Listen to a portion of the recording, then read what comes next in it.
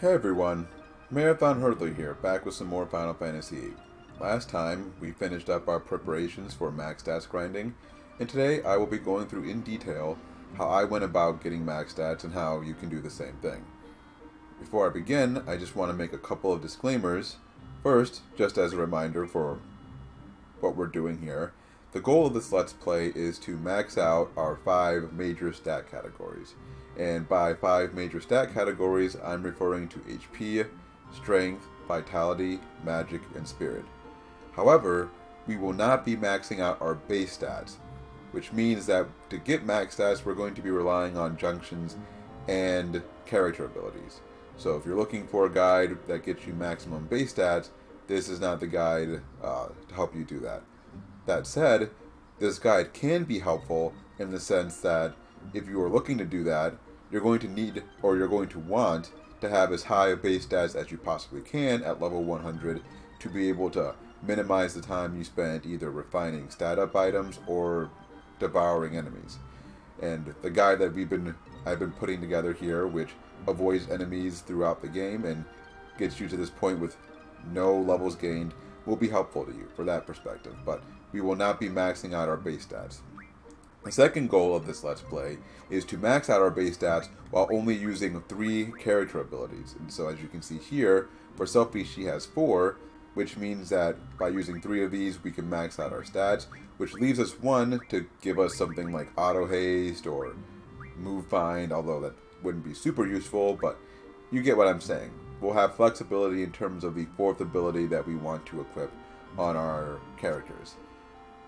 The last thing this guide is designed to do is to give us maximum flexibility in terms of the spells that we use for our junctions. Now in some cases, as I'll highlight, there isn't a lot of flexibility, but what this guide will allow us to do is to junction, for instance, triple to our speed, which is the best spell for speed. So even though we can't actually max it out, in the sense that we can't actually get it to like 255 or anything, we can get it to about as high as we could possibly can without refining stat up items.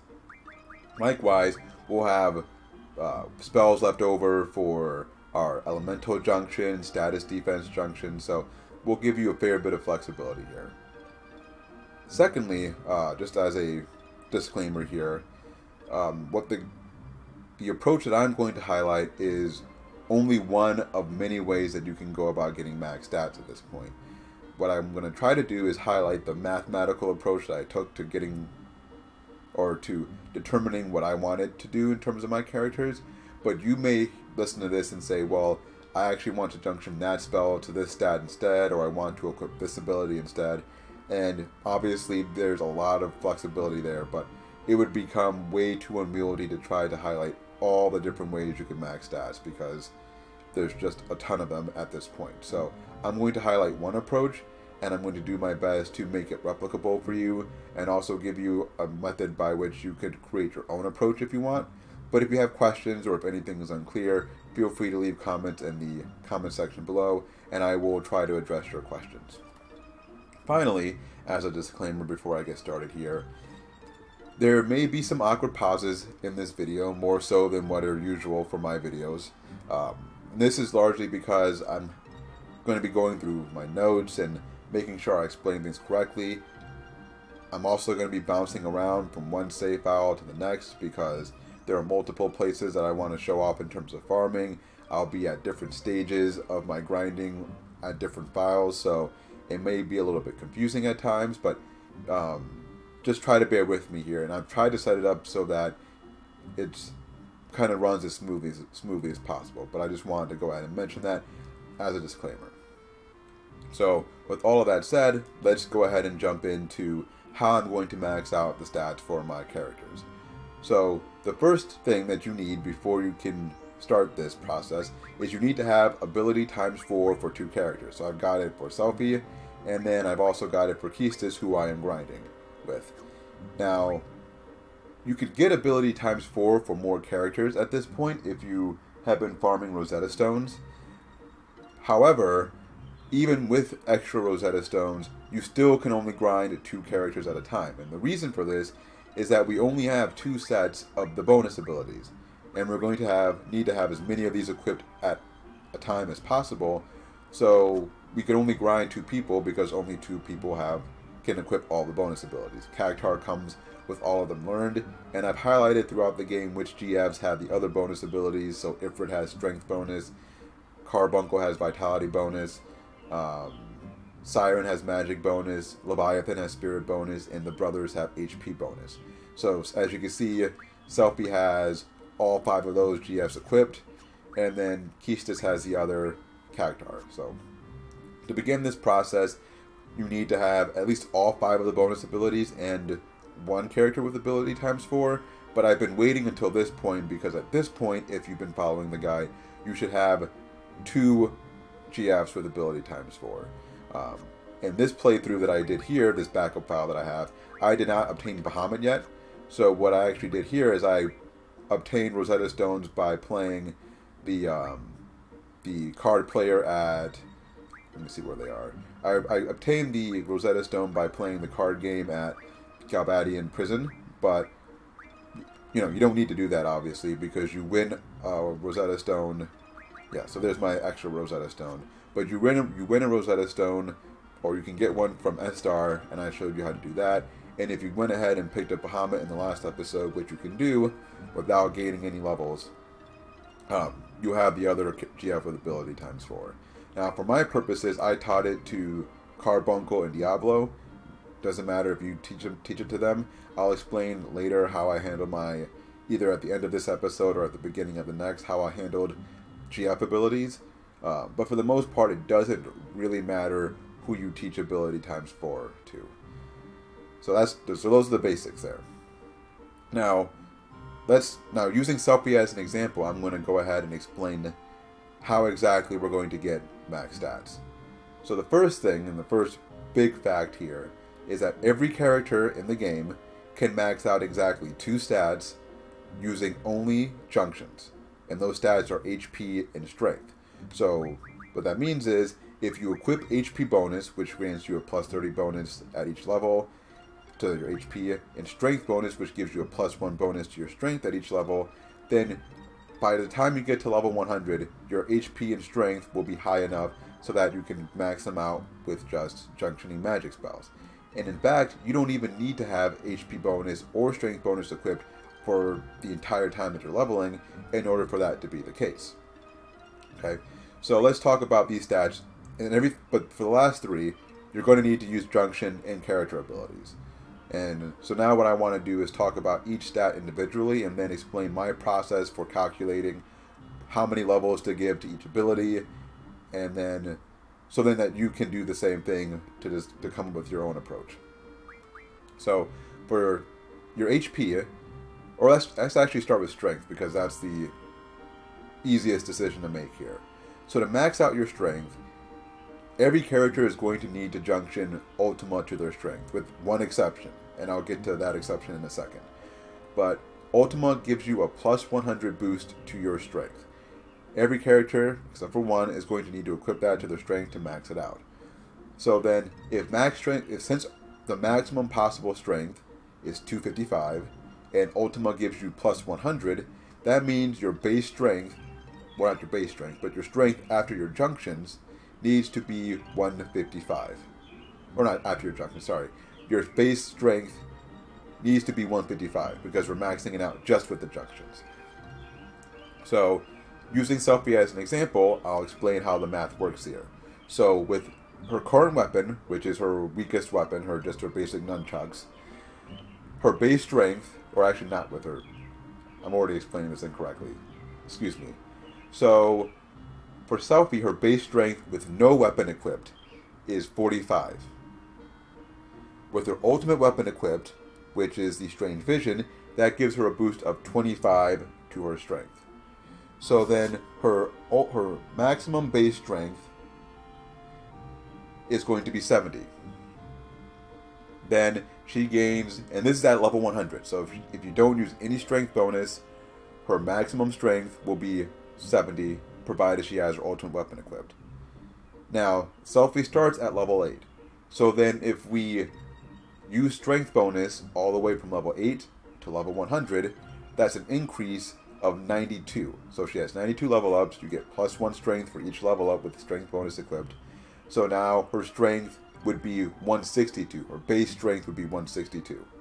So that means that we would actually be 7 points higher than the 155 threshold. So that means we could afford to not equip strength bonus for 7 levels and then still be at 155, provided she has her ultimate weapon equipped, at which point we could junction Ultima to her strength and then hit the 255 number.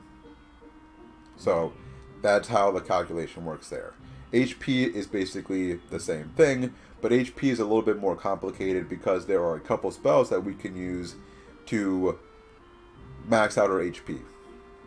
The best spell for HP is Ultima. Ultima is the best spell for all of the 5 base stats. But we're already using Ultima for strength, so that's not an option. Second best spell is Full Life, which grants you a boost of 4800. That's the spell that I choose to use. Now, there is an argument to be made that you're actually better off not using Full Life, but instead using the next spell down, which is Meteor, which grants you a boost of 4600. And the reason for this comes down to the trade-off between HP bonus and some of the other stat up bonuses. So, here's what I mean. HP bonus gives you a bonus of 30 HP per level. So the difference between 4800 and 4600 is 200. So then, if you choose to equip Meteor, you're going to have to use HP bonus for an additional 7 levels. Now, Full Life also happens to be the second best spell for your Spirit Junction, and it grants you a bonus of 85 to your Spirit.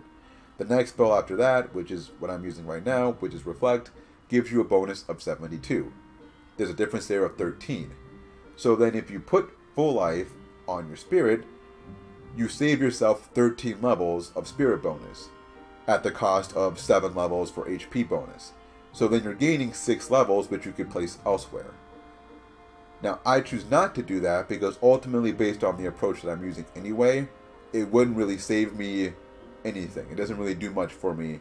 And Reflect is a pretty useless spell as it is, so I might as well put it on my Spirit bonus. And Full Life is also not super useful, so I could put that on my HP. And what this does is it saves me Meteor, which could then be used for my Elemental defense, which could be pretty useful because it actually makes me completely immune to Earth Elemental attacks and Wind Elemental attacks, which a fair number of more powerful enemies like to use. So that's the reason why I don't do that, so I can save Meteor for something else. But I wanted to at least explain the argument because this shows you one of the ways in which this can be more complicated and you can kind of do different things. But back to HP now. Using Full Life, that gives us a boost of 4800 to our HP, which means, given that our maximum HP is 9999, our base HP needs to be at 5199. And I'm just going to go ahead and say 5200 just for the sake of simplicity. So our HP needs to be 5200 at level 100 to max out our HP with just junctions. Selphie, at level 100, her base HP is 3680. So then if you take 5200 and subtract 3680 from that, that leaves you with 1520. So then to get that extra 5220 HP, you need to junction HP bonus for up to 51 levels, because 51 times 30 is 1530. Now that'll put her a little bit over, but if you only give her 50 levels, then that won't quite get her to that point either. So you need to give her HP bonus for 51 levels. She has 92 levels. She has 92 levels that she can gain. So then that means you have another, 41 levels to play with there. So those are those two stats right there. And that's basically the approach that I follow for all of these stats. So I'll quickly explain the other 3 stats, and then I'm going to explain how I'm going to, or how I talk about leveling up and mixing and matching bonus abilities. So for the last 3 abilities, you're not going to be able to max them out with just junctions alone. You're going to need junctions and character abilities. So now, instead of thinking about base stats at level 100, we need to think about base stats plus the junctions that we're equipping to them. Alright, so now for these three stats, what we're concerned with are two critical numbers. Because with our character abilities, I'll quickly jump over here, you can see we have plus 20, plus 40, and there's also plus 60 abilities. HP has plus 80, but that's the only stat that has plus 80, and there is no HP plus 60. Now, for every character, let me go to an ability here to explain something. Now, you may be thinking, well, we can't really get those character plus 40 abilities because only a couple of GFs have them. But that's not actually true, because with the call shop ability and the familiar ability, we can actually call a pet shop, assuming that you've been there, and if you look at the S-Stars pet shop, you can see we have access to HP plus 40, Strength plus 40, Spirit plus 40, and Magic plus 40. We're not concerned about Strength or HP, but we can get the Spirit and Magic plus 40 abilities. Now you may be wondering where we're going to get the plus 60 abilities, and we can do that a couple of ways. One is by modding a card. So we can mod the Minotaur card. It gives us 10 adamantines. The adamantines teach us the Vitality plus 60 ability. If you're a little bit squeamish about modding a card, just as a reminder, you can always pick up these rare cards again on Disc 4, and I will be showing you how I'm going to do that. But even if you don't want to do even that, then you can actually still get adamantines fairly easily by farming them from an enemy that I will show off later this episode. So, getting the plus 40 and plus 60 abilities is not super difficult. I mean, for Vitality especially, you can get plus 60 for everybody. The Magic and Spirit, plus 40. Now you can buy those items and then refine them into plus 60 abilities, but that gets somewhat expensive, and I'm trying to stray from encouraging you or trying to push you towards that, because the point of this guide is to make use of easily accessible options as opposed to farming for like one item extensively. So, well, while not doing other things.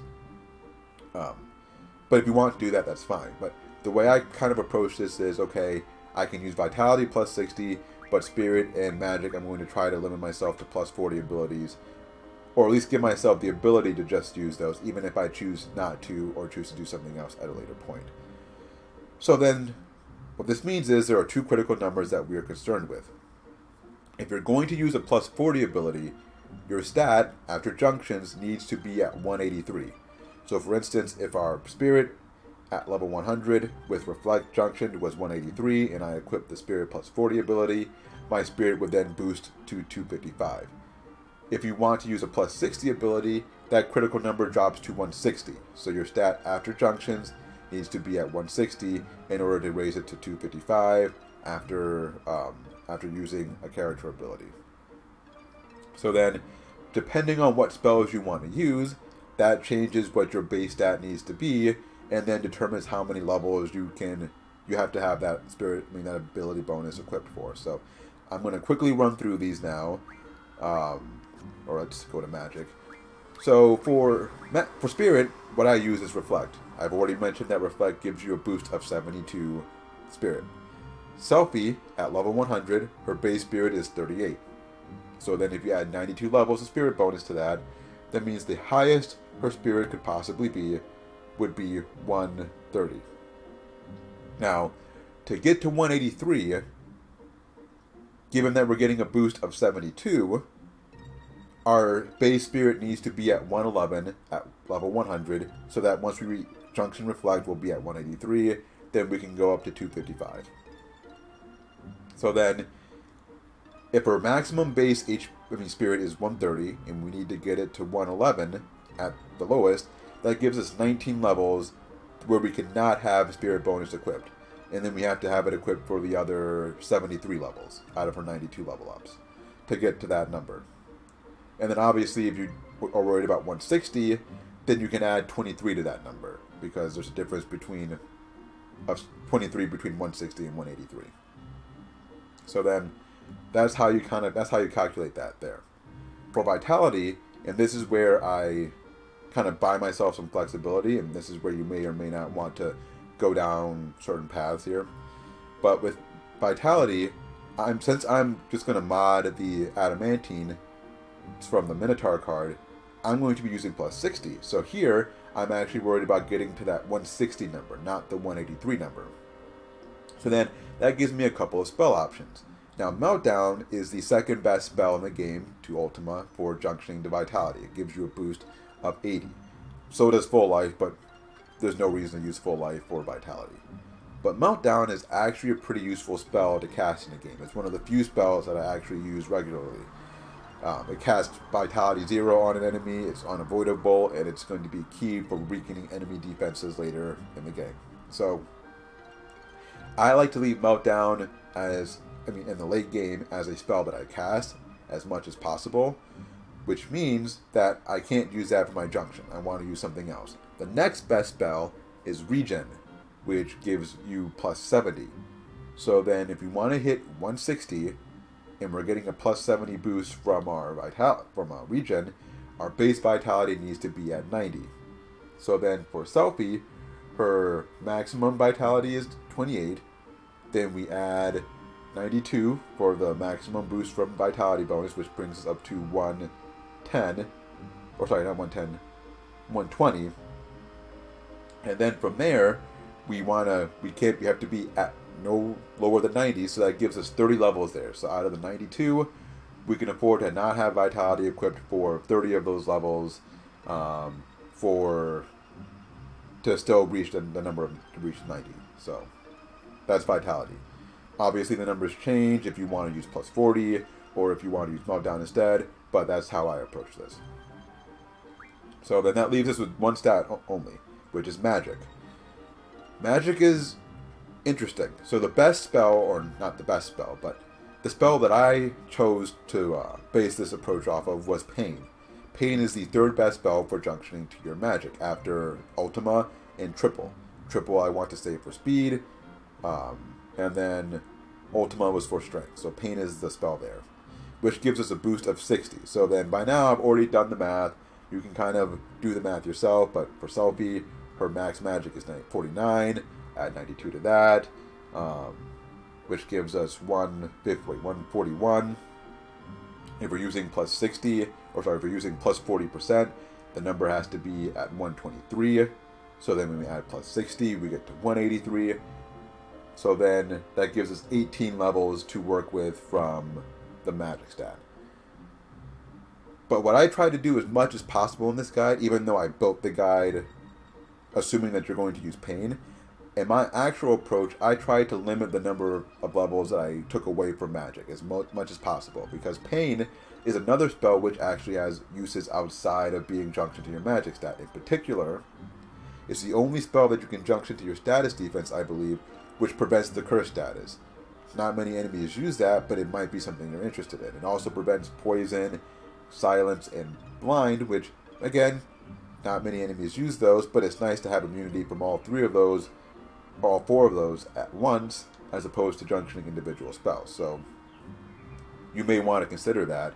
And so in my own approach, I try to take away as few levels as possible for magic, but know that you have that flexibility there if you want to maybe put more levels in, or more levels for Vitality or something else. So that kind of breaks down the spells that I'm using and how I calculated the numbers that I need for each of those. Now, in terms of my conceptualization of this and how I'm going to explain this in my video description, is if you look at the abilities here, we only have 4 slots, but I've talked about 5 stats, which means one ability is always going to be sitting on the sidelines. And you've kind of heard me mention that I can afford to give up this many levels of this to get this stat there, and I can afford to give up this many levels of that. So the way I think about it is like this. HP in general is the spell, or is the stat that requires the least amount of levels across all 6 characters. So what I think about then is, if I look at Selphie, I gave Selphie 51, or Selphie needs 51 levels of HP bonus. In my guide, I ended up giving her, or in my walkthrough, I ended up giving her 52. So then, if I think about strength, I said that she can lose up to 7 levels. And I thought about it as being 7 levels of the 51. So I'm thinking about getting rid of those HP levels. So thinking about the last 4 stats and the levels that I'm sacrificing there to get to that 51 number or in my actual playthrough 52. So for Selphie, what I did was I gave up 5 levels of strength, 27 levels of vitality, 5 levels of magic, 15 levels of spirit. So she was one of the 2 characters where I actually gave up magic. For most of the characters, I didn't even bother with magic. I left it alone. And I took everything from strength, vitality, and spirit. So basically what that means then is Selphie had 52 levels of HP bonus equipped. So then if I look at her current level, level 8, if I think about vitality, I gave up 27 levels of vitality. So then from levels 8 to level 35, I had HP bonus equipped instead of vitality bonus equipped. And as you can see right now, I don't have vitality bonus equipped. After 27 levels, I move on to maybe spirit, because spirit's the next highest number. So I switch vitality with spirit, and then I give up another 15 levels. So from level 30 to level 35, this is my setup. Then from there, I replace spirit with strength for 5 levels, and then I replace magic with strength for another 5 levels, and then after that, I just go to HP magic for the rest of the levels. So it's all about giving up levels for HP and calculating things that way. So, and that's how I'm going to describe it in the video description. So I'm going to say, for Selphie, 52 levels of HP, then strength gives up 5 levels, or vitality gives up X number of levels, and that's what it's referring to. It's giving up the levels above there. So that's basically it for that.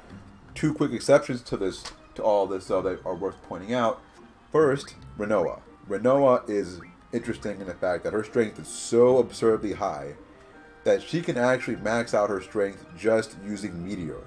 Her base strength, at if you don't give up, or with the best weapon equipped and strength bonus equipped for her entire leveling up process, is 186.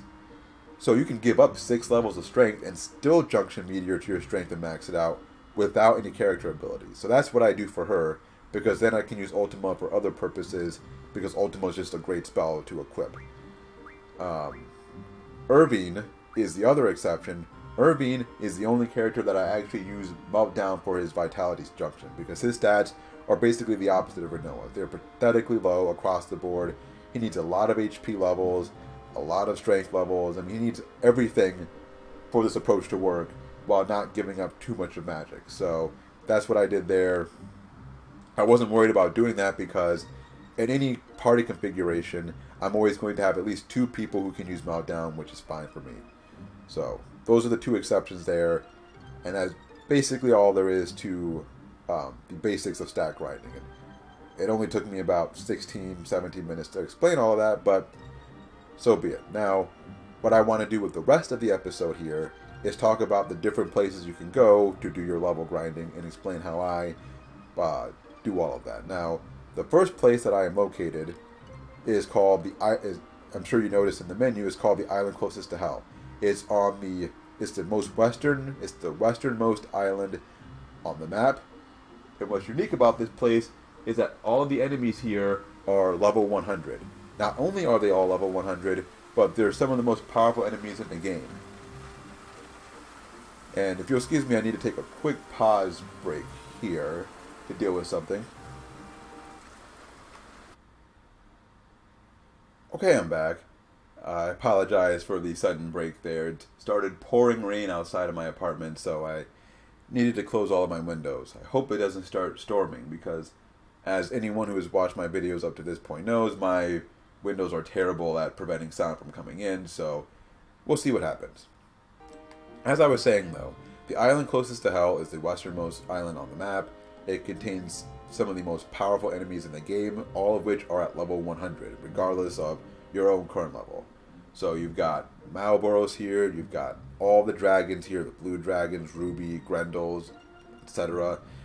You also have T-Rexars, and I think that's about it, but they're all level 100, all super powerful, which means you can gain a lot of levels here really quickly. In addition, a lot of enemies here drop really awesome rare items, such as energy crystals, fury fragments, dragon fangs, Marlboro tentacles, dino bones. I think I already said star fragments, but if I did star fragments, and other items which aren't rare but are really good for refining into different spells that we're going to use. So what I'm going to do is I'm going to run around here. The encounter rate is really high here, by the way. And so I'm going to run around, and then whenever I get into a battle that I actually win, because at these low levels it's really easy to get killed. But once I have a battle that I win, I will show that off.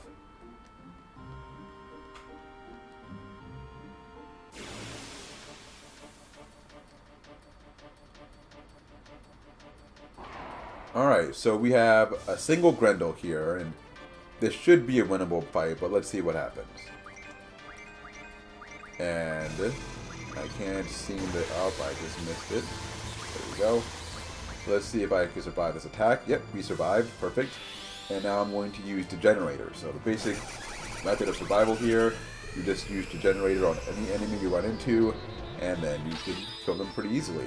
It also helps to have Odin here, because Odin will randomly appear to kill off enemies at the beginning of battle, so he can really save your butt quite a bit. And you can see how much experience that we're getting. 6,000 experience for Keistis, 5,000 for Selphie. That was the weakest enemy that you can fight here. You can get way more experience. You know, you fight a Ruby Dragon, you get like 16,000 experience in one battle. That's a lot of experience, and even at the highest levels, you'll still get 800, 900 experience. So you get a lot of experience really quickly if you fight here.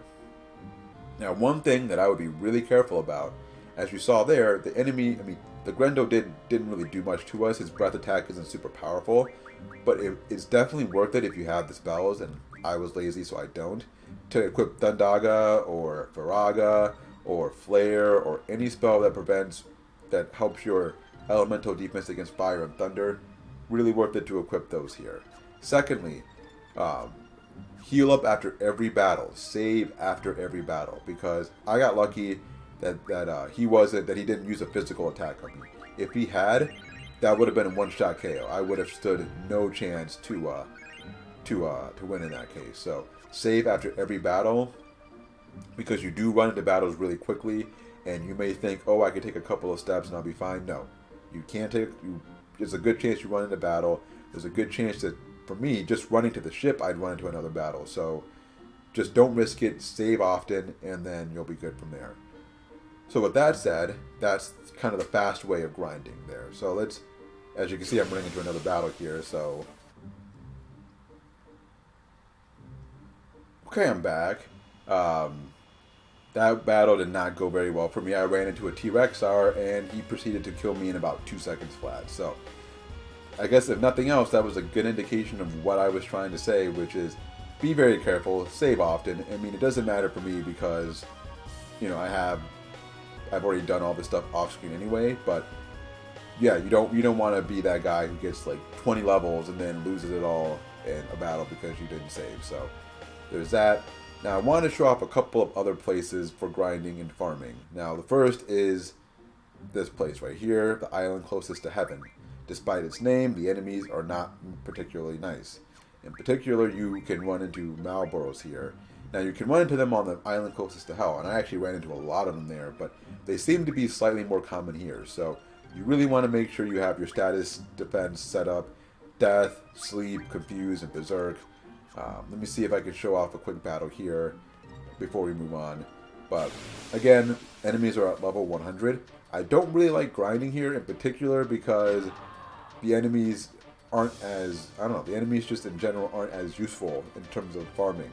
Now you can see here that we have a Tri-Face, and Tri-Faces actually are useful because you can get curse spikes from them, which I've mentioned before is really useful, and I'll talk about that more in detail later. But the reason it's still not worth it to fight here is because you can get a guaranteed encounter against them at the deep sea deposit, which we'll be heading to in just a moment. So it kind of defeats the purpose. But again, you can see the massive amounts of experience that I gain.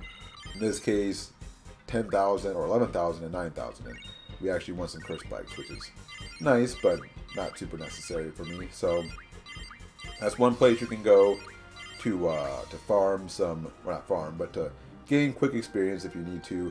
The enemies tend to be slightly less deadly here than they do at the island closest to heaven, so this might be a place to come if you're really concerned about dying often, but I prefer just saving because, you know, even when I did this, I died pretty frequently early on, but then, you know, you win a battle. Like, usually it would take like a minute to reset, and then get into another battle and win, and then you gain 20 levels of experience. You know, at the minimum you're gaining 5 or 6, and so it definitely beats the speed of a lot of other places. But that's up to you. Now, what I want to show off are a couple of other places where you can farm some useful items. Now let's see. One such place, I believe, I'm trying to find the best place for this. I think it's the beach up here. Might be the best place for this. But yeah, this is the beach where you can farm your adamantines. And let's see if I can run into the enemies here. If I can't find them pretty quickly, then I might just move on. But yeah, you can farm adamantines here from an enemy called Animantois. And I believe you can either win them from them, or, yeah, I'm pretty sure you can win it from them in battle. Let's see if he shows up. Yeah, perfect. Got a pair of Adamantoises, I think is the right way of pronouncing it. And yeah, same approach as always. I think they're susceptible to the generator. If not, then I'm going to feel somewhat stupid, but I'm pretty sure that you can use the generator on them and then take them out that way. So yeah, pretty easy. And then you can win adamantines from them. But I believe they have to be at level 30 for you to do that. So don't expect to get them now. You would have to come back and do it later. But I wanted to at least show off where the enemy was, so that if you don't want to modify the Minotaur card, then you can just avoid that. But seriously, just refine the Minotaur card. You can win it back later, and it will save you time here. Because look, you're not getting much experience, 300. I mean, you could use level up on them, but it's just not worth it. And as you saw, you got turtle shells there, which teach you vitality plus 20, but not super useful. You're better off with the orichalcums, which you can win, or the adamantines, which you can also win. So the last place I want to show off before I transition to another file here is the Cactar Island. Because one thing I forgot to mention about Cactar Island, and I guess I don't need to show off a battle to illustrate this, but eventually we're going to need to get some speed junction scrolls, because we only have 2 GFs who have speed junction initially, which are Cerberus and Pandemona. Furthermore, we can only obtain 2 in the game by normal means. The first we can obtain from Cerberus by mugging it from him. The second we can obtain from Lunatic Pandora by doing Laguna stuff. So we need to refine some more. The way we're going to do that is by killing off Cactars. And what's nice about Cactars is that they give you 20 AP, which is nice. And then, but they also give you minimal experience, which isn't so nice for us at this point if we're actually grinding. But if you do this before you start your level grinding, it's really nice because you can get all the GF abilities you could possibly want, while also, wait, missed? Oh, right, you can't actually use it on these guys. Shoot. Oh, hopefully I can hit them maybe. Let's Aqua Breath. Quickly, Aqua Breath. I forgot you can't use the generator on Cactars. But Aqua Breath should do the job. Yeah, perfect. So yeah, they give you 20 AP. Better off doing this before you're doing your level grinding. But you do get 20 AP and you win Cactar Thorns, or Cactus Thorns. What Cactus Thorns do, and why they're so important, is that if you get 100 of them, you can turn that into a 100 needle. One 100 needle can be refined into a speed up stat item. 2 of those can be refined into a speed junction scroll. So you'll need 200 Cactus Thorns in total to get a speed junction scroll. You need 2 speed junction scrolls, so you'll need 200 or 400 Cactus Thorns. So it takes a while, but if you bring your GFs here anyway, you can learn all the abilities that you're going to need and kill 2 birds with 1 stone. So that's all the serious farming that I do here. So now what I'm going to do is reset and then move on to a file that I have at the deep sea deposit. Okay, I'm back. As you can see, I'm back at the deep sea deposit. You can also see that I've already done quite a bit of leveling up here. And the reason why I switched to this file as opposed to the file that I made yesterday is that The farming technique that I'm going to show off is actually a lot easier when you have 3 characters at your disposal. And it's even better when you have Squall at level 100, because then he could equip Mug as opposed to needing to equip the bonus abilities. So basically, the way I do my grinding to make this as quick as possible is I level up 2 characters, in this case Selphie and Keistis, right away. Then once I've done that, I bring in 2 more characters, Zell and Squall, and then from there I continue with the last 2 characters one at a time. You need Keistis around for Degenerator. Squall has to be in your party, so that's really as fast as you could possibly do this. Now, as you can see, my stats are high, but they're not quite maxed out yet. You can see that my full life is already maxed out, or my HP is maxed out with full life. My spirit's at 210, or not 210, 201, which is way above what I need to max it out. So if I replace speed plus 40 with spirit plus 40, it's maxed out. I can do the same thing with vitality, also maxed out. So you can see how that's going to look for us once we're done with everybody and I have all the spells that I want. So I'm going to put speed plus 40 back on. I think I'm going to leave initiative there. Was there anything I wanted instead? No, I think we're good with that. So yeah, that's basically it for that. Now I want to show off the farming that you can do in this area. Each floor in the deep sea deposit, assuming you brought Zell with you and had him open up the door for you for free, is going to have these enemies that are fixed encounters. So whenever you leave the room and come back, whenever you leave and come back, what am I trying to say? Whenever you leave and come back, the fixed encounters will be there again.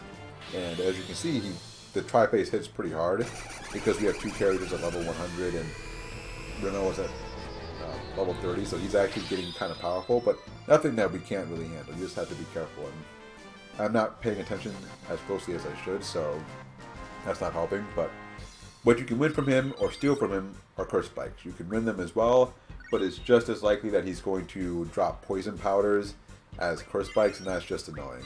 So you're better off mugging them. Curse spikes are extremely important for a couple of reasons. They teach Keistis a new blue magic spell. They also can be refined into pain spells, which, as I mentioned, is a very important spell for us. If you get 100 of them, you can refine that into a dark matter using the tool refine. But Keistis has to be at level 100 for that to work. The dark matter teaches Keistis Shockwave Pulsar, her best limit break in the game. One of 2 attacks which can break the damage limit in a single hit. Dark matters can also be refined into 100 Ultima spells, which is how I actually got all of my Ultima spells, or at least most of them. And then a dark matter can also be refined into a Shaman Stone. A Shaman Stone can be refined into a Rosetta Stone. So Rosetta Stone, again, teaches us ability times 4. This is where I did a lot of farming for Rosetta Stones as well. This approach is actually faster in my mind than the card game. Now, the card game can be faster if you get lucky, but from what I've read, it's a 3 out of 256 chance, which basically matches exactly what I experienced. It was like 3 in like 240 games. So that's going to take us a lot of card games, and it's going to take a long time. Now, you can find a lot of interesting stuff out of those cards, depending on which cards you're winning, but odds are it's going to take you a really long time to do that. So I would definitely avoid doing that if at all possible. So that's it for the curse spikes, I believe. There are some more fixed encounters here, but I'm not going to show them off on screen, so I'll just meet you at the end of this floor.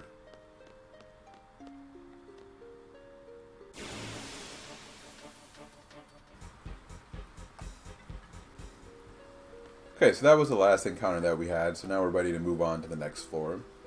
One other thing that I want to mention as I'm running around here is a nice thing about coming here when you're at a higher, once you've already done some grinding with 2 of your characters, is that the enemy levels will be much higher, so then you'll actually get decent experience for your 3rd character who you're also grinding. So that's why I like to come here after I've done some grinding already, but you can obviously come earlier if you want. I would equip the level up ability in that case and use that to your advantage. Now, on this next floor, what we have are Grendels and Imps. And so what makes the Grendels nice, are useful is that they can drop dragon fins, and you saw that earlier. And what dragon fins do for us is they can be refined into double spells. Double spells can then be refined into triple spells using the high level magic refinability. So that's how I got the rest of my triples. So I got some from, and in this game, or in this file actually, I did not pick up the triples from Keistis' card. Instead, I drew 300 from Odin, and then I refined the rest with dragon fins. And I got a ton of them fighting at the island closest to Hell, so I never actually had to specifically farm them. I just happened to pick them up along the way. So I still think you're better off, and perfect. I can show off two things here. So what I was going to say about the imps before I go back to the Grendels is they can drop moonstones. Moonstones are a necessary component for Irvine's ultimate weapon. So that's why fighting here is useful. But back to the Grendels, I wouldn't specifically farm them because that's not that efficient. It's not that useful. And I would still refine the Keistis card because then you won't have to worry about getting as many dragon fins. But you can pick them up here. So that's one thing I wanted to point out. And the moonstones are also important. One more thing, I'm also going to put in the video description a list of, or some guides, which provide you with all the information about what items you need for the weapon. So I keep mentioning all these nice rare drops. But that guide will explain why those items are important. So there's that. And now, again, I'm going to meet you on the next floor.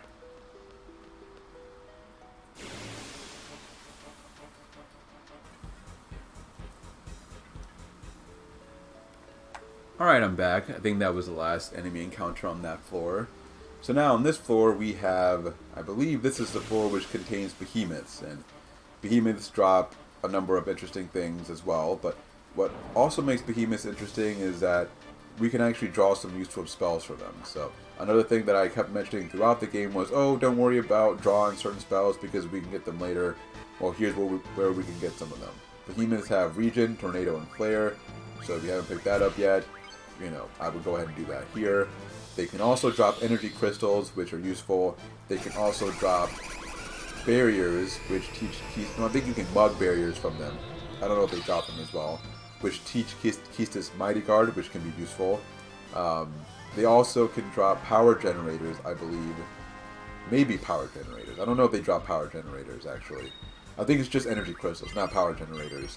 Or if they do, it's super, super rare. I think there's another random enemy in the game that actually drops power generators. But at any rate, yeah, so these guys aren't super useful in terms of farming. And I'm showing off another battle here just because I forgot to stop there in between battles. But yeah, they're not super useful. And I wouldn't bother farming these guys. But you're going to have to fight them on your way down to get to what's at the bottom anyway. So if you don't have 600 copies of all three of those spells, I would go ahead and pick them up because this would be a good time to do so. And Tornado is useful, not a great junction spell, but it's useful for like evade if you have evade junction. It's also obviously nice for elemental junction. So yeah, I would go ahead and pick that up. And as far as the energy crystals go, you can get energy crystals elsewhere for a pretty, they're easier to draw, they're easier to get elsewhere, so I wouldn't worry about doing that. Now, one thing that you're seeing here, and one thing I forgot to mention, so I was going to edit this little bit out here, but the reason why this battle is interesting or important is not because of the enemies are ones that we've seen before, but it reminds me of something I forgot, which is that you should really equip Encounter None on one of your characters, and that's what I was trying to remember earlier when I was looking at Squall's, when I was looking at his setup there, and I was thinking to myself, what am I forgetting to have on him? What I was forgetting was Encounter None, and why did I just attack myself? Yeah, I'm really not paying attention right now, but yeah, that's really what you want to equip on Squall, because even though there are fixed encounters here, you can also run into random encounters in between. Now, there are some enemies that you can run into here which are actually pretty useful for a couple of reasons, but nothing that, like, you can't get elsewhere. Like, you can get Grendels and Imps up 2 floors or a floor up, so there's no point in running into random encounters there. And the other enemy, which I'll show off in a little bit, you can also get elsewhere. So I'm going to go ahead and put Encounter None on, and then I'm going to meet you after this next fixed encounter.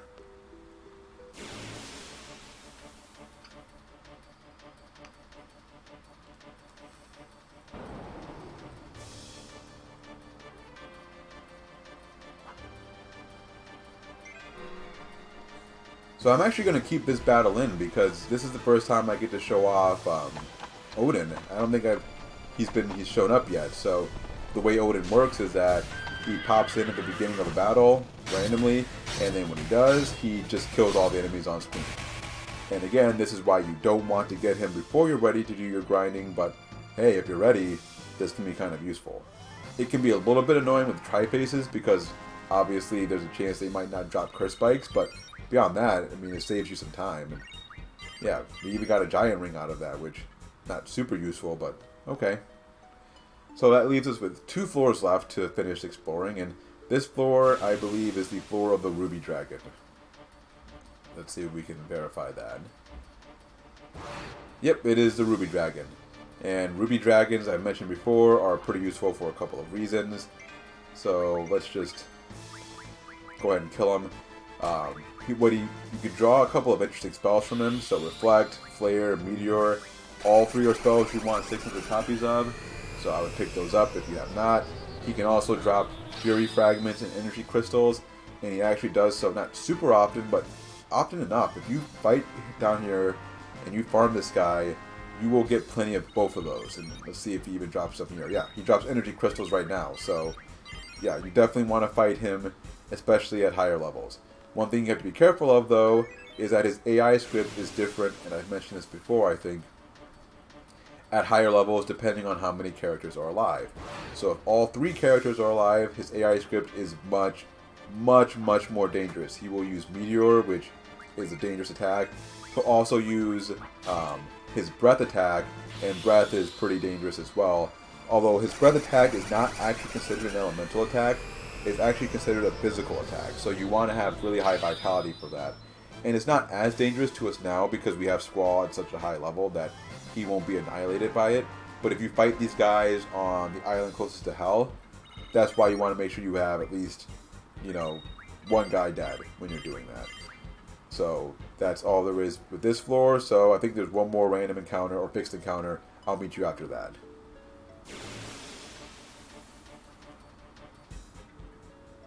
Alright, I'm back. One thing I want to mention about the Fury Fragments and the Energy Crystals and why I keep saying they're so important. Obviously, I've kind of mentioned that they're useful for ultimate weapons. The Fury Fragments are a direct component of ultimate weapons, but Energy Crystals are useful because you can turn them into Pulse Ammo, which you need for Squall's ultimate weapon, but it's also Irvine's most powerful ammo. Now, before he kills off the guy, the Iron Giants, the next enemy here, I want to show off the draw list. This is not super useful, honestly. You might want to pick up Shell for all of your characters for Elemental Junction later, but you can get that other places. Reflect, we've already shown you can get that, and Quake, not super useful as well. These guys are really only useful because they occasionally drop Star Fragments, which you need for ultimate weapons. And I think that's the only thing you can really get here. I'm not sure what you can mug from them, but yeah. You also get Running Fires, which teach Keys a limit break, but we already picked that up. I think that teaches her the Gatling gun ability. So yeah, that's basically it. I'm not going to show off any more random encounters because I think this is the last floor before you get to the bottom. Well, actually, let's just go ahead and check. I have some time. This episode's going to be long anyway, so...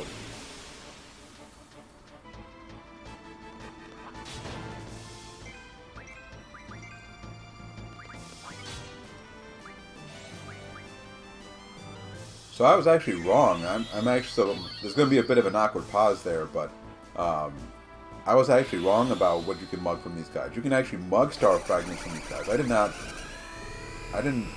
some reason I didn't have that written down, but these guys are actually pretty useful to farm in that case. So yeah, I'm glad I actually fought another battle here because I was wondering why I had it written down that these guys were useful, but that would be why. You can actually mug Star Fragments from them. So, and it's a fixed encounter. So, and Star Fragments are really necessary for, I think, a couple of different for a couple of different Ultima weapons. So yeah, that's useful. So one more random fixed encounter, and then we'll see if we're at the bottom here. I think we are.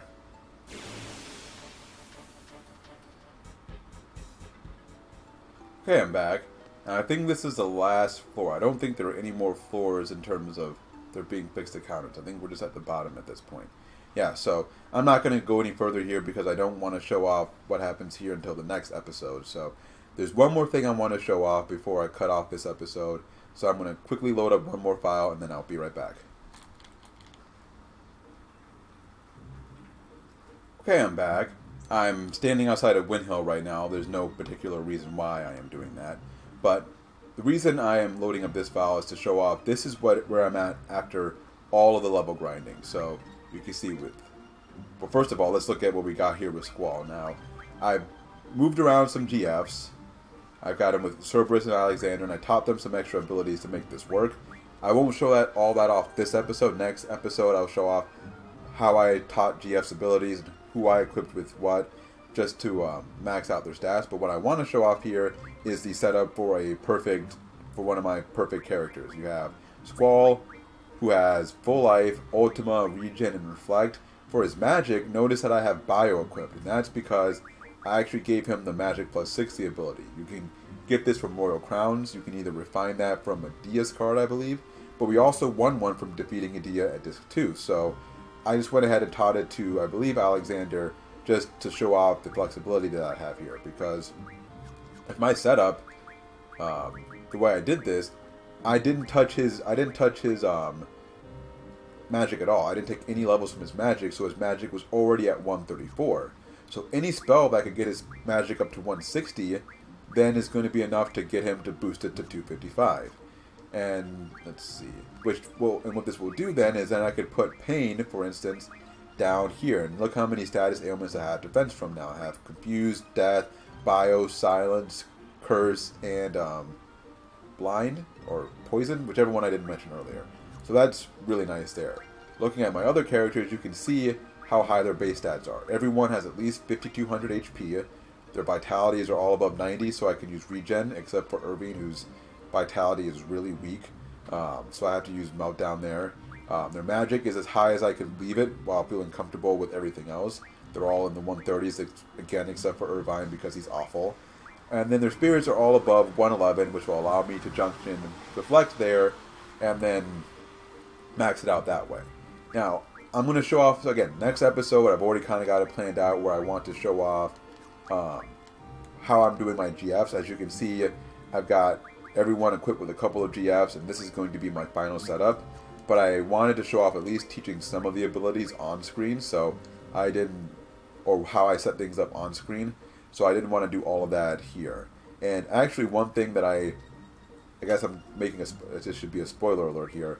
So the last GF you get, I made a mistake earlier in explaining this. The last GF you get is Eden, and I'm going to be getting that next episode. But Eden also comes with Speed Junction, so you don't need 2 Speed Junction scrolls, you only need 1. But for now, let's see, who do I have in my party? There's one more farming spot that I want to show off, so let's bring in a slightly more powerful team here. Let's go with Irvine, even though his stats are pretty weak in general. I want to go ahead and bring him in because his limit break is really useful, and we're going to need that for this farming spot. So, let's see. I should get rid of all of your... Oh, okay, you know what? Let's just switch Irvine and Rinoa's Junctions there again. And then we'll Junction some spells to Irvine there. I'm not too worried about having like great spells equipped for everything right now. I still need to get Full Life for a couple of characters and whatnot. But, and I'll explain more of that next episode. But I want his strength to be maxed out, just so I could quickly show off this farming spot. So let's get in our ship here, and then we'll head to Estar, which is where I want to show off the farming spot. So I'll just meet you back at Estar.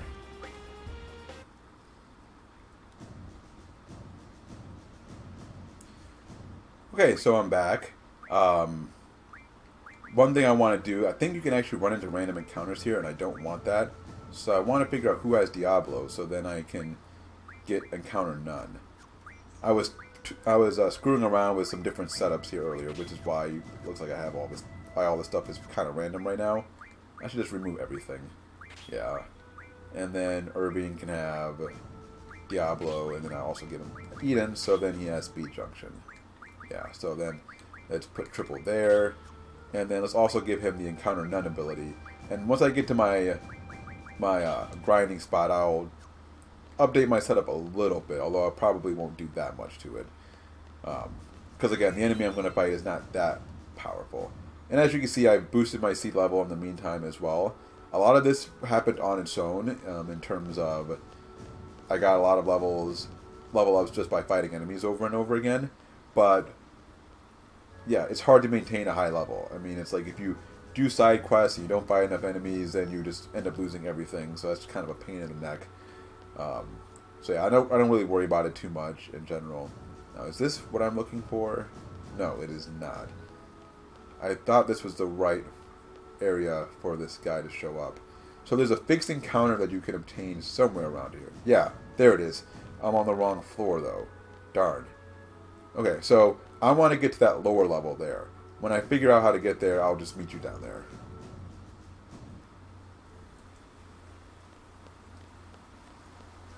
Okay, so I think this is actually where you want to go. So you, from the airport, you actually want to go south, not north, and then that'll lead you to this screen. And I think this ramp here will take us where we want to go eventually. Yep, perfect. So yeah, you just go to Odine's laboratory, take the little stairs there, and then you can find this guy right here. So before I talk to him, I'm just gonna make a quick adjustment to my setup. Again, not like it matters that much, but you know, I don't want to get killed like for no reason here. So let's at least make sure that my HP is pretty high, and I have aura. So let's see, what can I put there to make my... That's close enough. And then vitality, regen is good enough. Yeah, we'll be fine. So what this guy is, he's kind of a... I don't want to say he's a boss character, because he's not. But he's basically treated as a boss character. And yeah, he basically shows up whenever you leave the screen and come back. You talk to him and you run into a battle. And his name is El Noil. And as you'll see, he looks a lot like the Alvarez that we fought earlier. And well, what do you know? This makes my life a lot easier. Odin's just going to show up. That is perfect timing, Odin.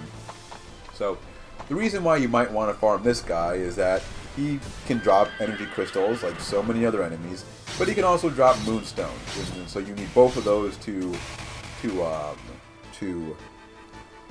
need both of those for ultimate weapons. Now, one thing I want to make sure of here, I want to make sure that I'm accurate in saying that he only drops them, because I feel like he drops energy crystals for sure, but part of me wants to say that maybe you could mug one of those items from him. Let me just do a quick check of my notes here, and make sure that I'm not saying that incorrectly. So he'll drop, yeah. So so actually what makes him really nice is that at high levels, he drops energy crystals fairly commonly. He only drops moonstones at lower levels. So for him, that means like in between like level 1 and 30 and whatnot. But you can mug moonstones from him, and that's where this is the guy you really probably want to get your moonstones from. You can mug up to 4 moonstones from him at high levels. So yeah, you definitely want to mug. You want to come here for moonstones, also for energy crystals, because it's a guaranteed drop if he's at a high enough level. But if you don't want to fight him, all the other places that I've illustrated will get you all those items as well. So to kind of recap here, you can get star fragments from the Iron Giants, but those are rare. They also are dropped by other enemies, including behemoths and T-Rexars. Energy crystals can be found just about anywhere. You should get plenty of those, but you can get them here. Moonstones here, or the Deep Sea Research Center from the Imps, though those are a rare drop. What else? Fury fragments from red dragons. I believe blue dragons also drop them on the island closest to Hell. Malboro tentacles come from Malboros, obviously. You get a ton of those. I'll show off real quick in my menu here. you can get a ton of those just by fighting on the island closest to hell. I got 84. I mean, I got 62 star fragments at this point, but you can get where is it? I have 84 of them, I think, at this point. No, 88 of them actually now. I have 88 of them at this point. You know, so you get those easily. Curse spikes are obvious, and I think you need those for Selphie's ultimate weapon. And I think those are all the hard items that you could possibly run into in terms of farming. So that's how you farm. That's how you grind. I've shown off now my base stats just one more time, just for just one more. I'll show it off one more time as I wrap up the episode here. Squall, as you can see, has really high base stats across the board. Except for his strength, he doesn't get quite as high a strength or magic as Rinoa, but his vitality and spirit can be really high in return, so that's pretty nice for him. But yeah, those are my base stats for everybody. In the next episode, I will show off how I'm splitting up my GFs. I've already taught them some abilities, but I'll finish that up next episode. I thought about putting it here, but this episode's already really long, and I think this is a good episode just to have for farming and grinding, and have the next episode be the setup episode. So next episode, I'm going to finish up some side quests. So one of them involves obtaining Eden. There's another small side quest that we can do, which isn't super great, but whatever, I'll show it off. And then I'll also show off my setup, and then from there is a straight shot to the end of the game. I think we're maybe like 5 or 6 episodes away from wrapping up this playthrough altogether. So yeah, next episode you'll get to see all the characters with actual max stats, and then we'll finish the game from there. But until then, this has been Marathon Hurdler.